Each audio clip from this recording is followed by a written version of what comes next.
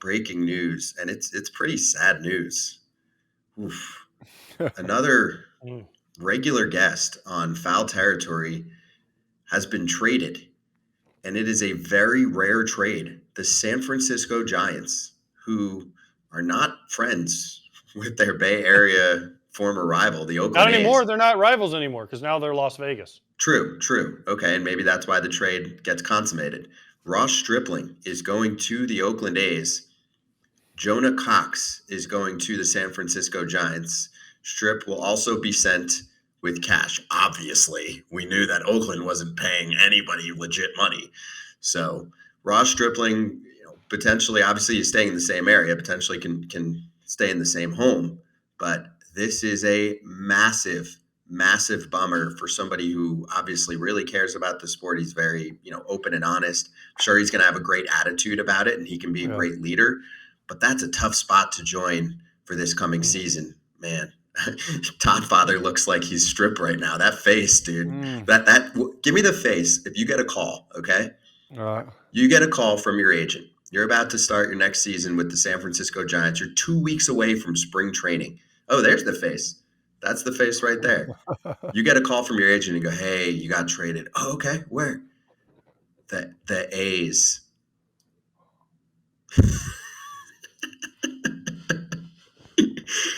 Todd, are you there? Not good, man. Not good. Poor guy. Todd, here's what you do. If you're Strip right now, yeah, hey, this is your agent. Hi, you got traded to the A's, and you're like, hold on, into my good ear. Wait, what? The A's? Wait, no, wait, hold up, wait, what? They have a team? Wait, oh gosh. I mean, oh man, you summed it up best, Todd. I mean, oh man, that's just crying face right there because you're just like, we got no chance, and but if he pitches well, he'll get traded by the break. So, right, that's what you got to look forward to. And I'll say this: he'll probably get a chance to start every 5 days. Isn't that what he wanted? That's true. I don't know that he would have been guaranteed that with San Francisco, and he kind of voiced his displeasure a little bit about that. Mm-hmm. And Alex Wood's there, Ross Stripling's there. I mean, they're making moves, those A's. They're making sneaky moves. Yeah, I'll give him some glass half full. Number one, you stay in a similar area. Number two, you get the starting every 5-day kind of guarantee with a team like Oakland as long as you're healthy.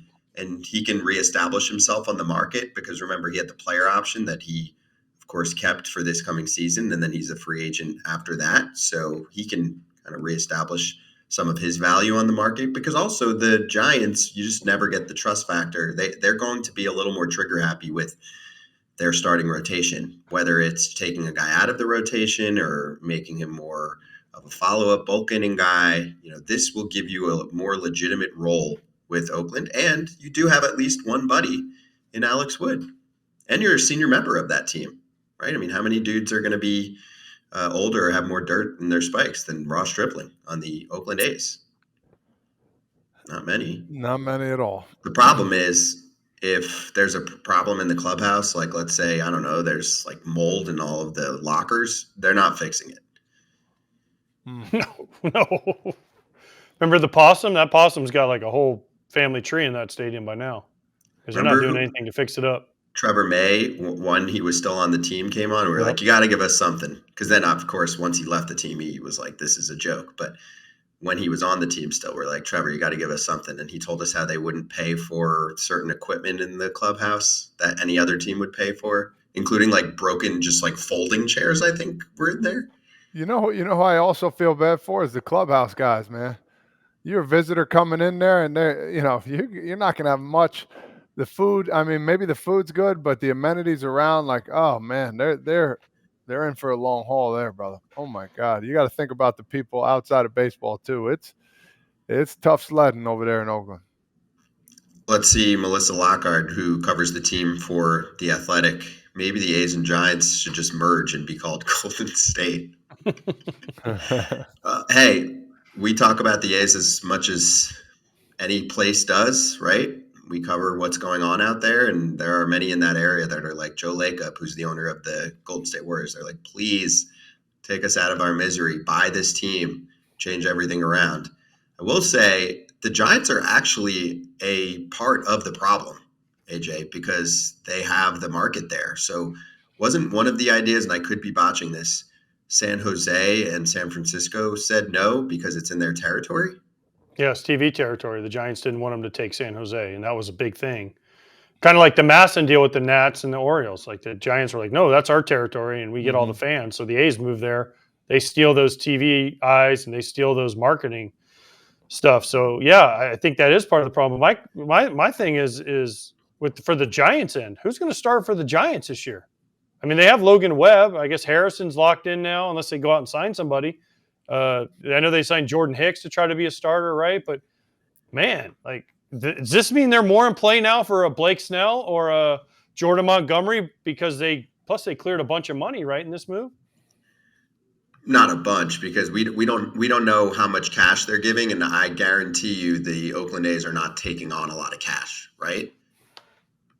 Yeah, but still, Stripling's contract was for what, 12?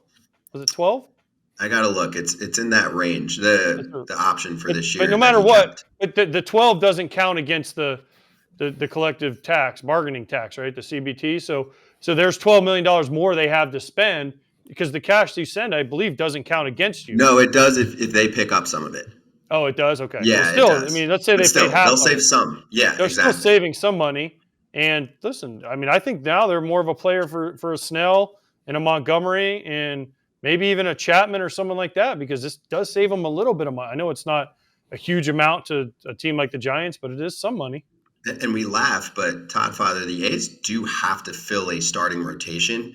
And it's hard to just put that together with prospects, because most of those guys aren't necessarily ready or able to give you that many innings. So they were able to convince Alex Wood to come through.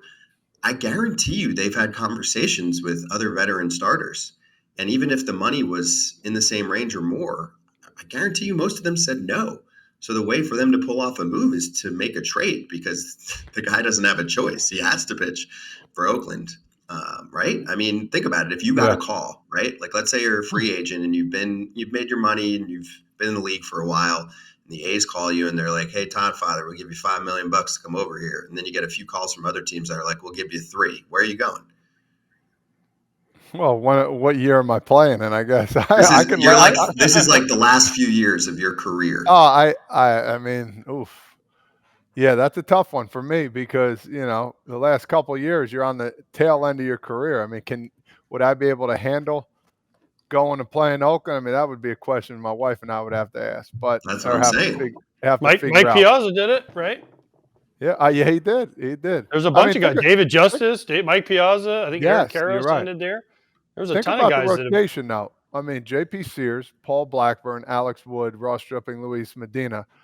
Listen, I'm not saying it's like, whoa, my God, but they have 5 starters at least that, those are names that you've heard before at least. So it's like, I'm not saying they're going to win a shit ton of ball games, but I'm saying, like, they do have 5 guys for the most part, with experience that can go out there and give you 5 to 6 innings, whether they give up runs or not. It's a matter of, they have to put up runs to win. But still, I'm giving them a little bit of benefit of the doubt just because they got guys out here that have been there before. That's great. But, yeah, it's tough, man. It's, especially when you're getting traded. You have no say in the whole thing. So it's like, oh, man, here we go. Honey, just letting you know, we're going to Oakland. It's like, oh, my God. Now you're excited about spring training, and you're like, oh, God. All right, well, honey, give me motivation. I need motivation. So hopefully, I mean, the boys are going to be fired up to play no matter what. It's just the outside distractions. Yeah, good ballpark for a lefty. And Honey's saying, hey, we're going to make some more cash this next off season. If you pitch well, you're going to have that chance to do it. AJ, I'm looking through the Giants rotation, because you're right. I mean, Logan Webb was a stud last year. He's, I still think, one of the most underrated pitchers in the sport. I really like Kyle Harrison, but he's young. I really like Robbie Ray when he comes back from Tommy John, but that's not until about halfway through the season. Jordan Hicks we'll see as far as a starting pitcher. Hopefully Todd's still alive. Todd, you think the Giants rotation is that bad? No, I don't think the Giants rotation is that I'm bad. messing with you because you coughed. You're allergic to that rotation. And Cobb's coming back at some point in the beginning. But I don't think it's that good, though, for a team like the Giants. I mean, Jordan Hicks, what's he going to give you? He's never started at the major league level, 100. right? He's been a reliever. Yeah, 100, but he's never started. That was 100 for one inning, and he had a hard time going more than in one inning with the Cardinals. Okay, I mean, Kyle Harrison's supposed to be a giant prospect. He didn't pitch very well last year. Logan Webb's a guarantee, clearly. I mean, Keaton Wynn, Tristan Beck, okay. I mean, they're prospects, but they're not proven big league guys. This is what the Giants ran into last year. They didn't have enough starters. What happened? Their bullpen died in the second half because they had to use openers 3 times out of the 5, 3 times a week. They're like, oh, opener day, right? The bullpen died, right? So I think, when is Alex Cobb coming back? We don't know. When is Robbie Ray coming back? We don't know the exact date. This is the perfect opportunity for Farhan to jump in and say, boom, Blake Snell, bang, here you go. Jordan Montgomery, bang, here you go. Think about if you go Webb, Snell, Robbie Ray, Alex Cobb, that's 4 pretty darn good starters to start a rotation with.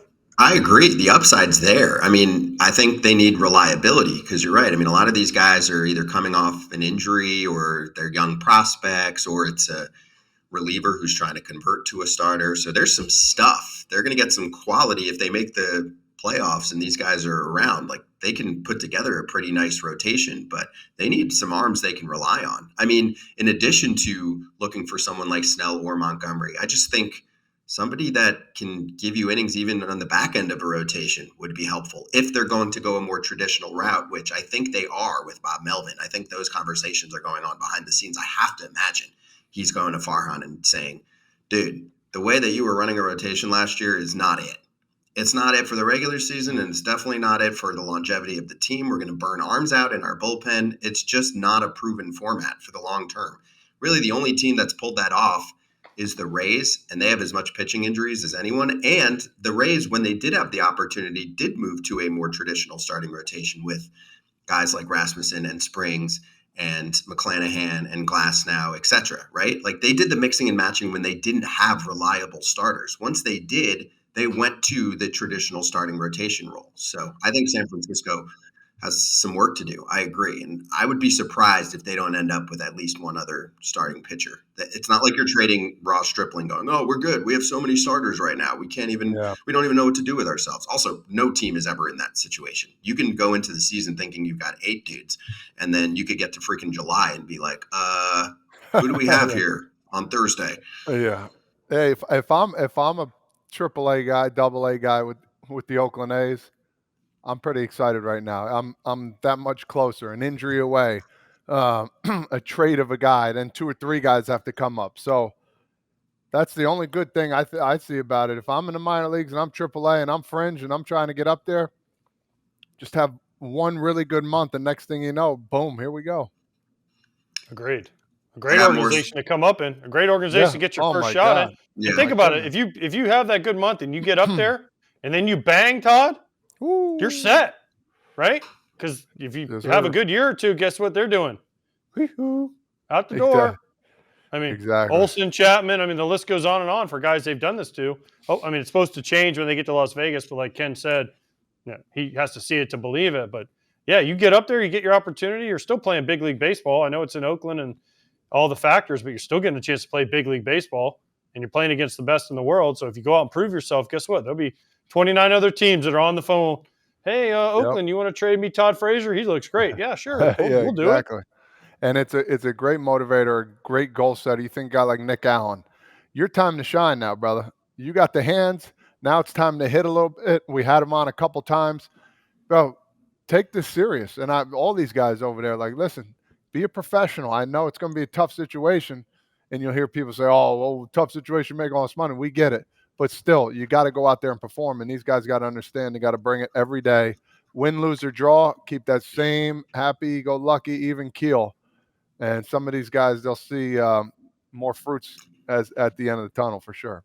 I liked Ratty Telez the other day. I think one of you or whoever it was said, hey, you're probably not going to be on the team a few months in. And he's like, yeah, you're probably right. When he signs on with Pittsburgh. But just being real about it.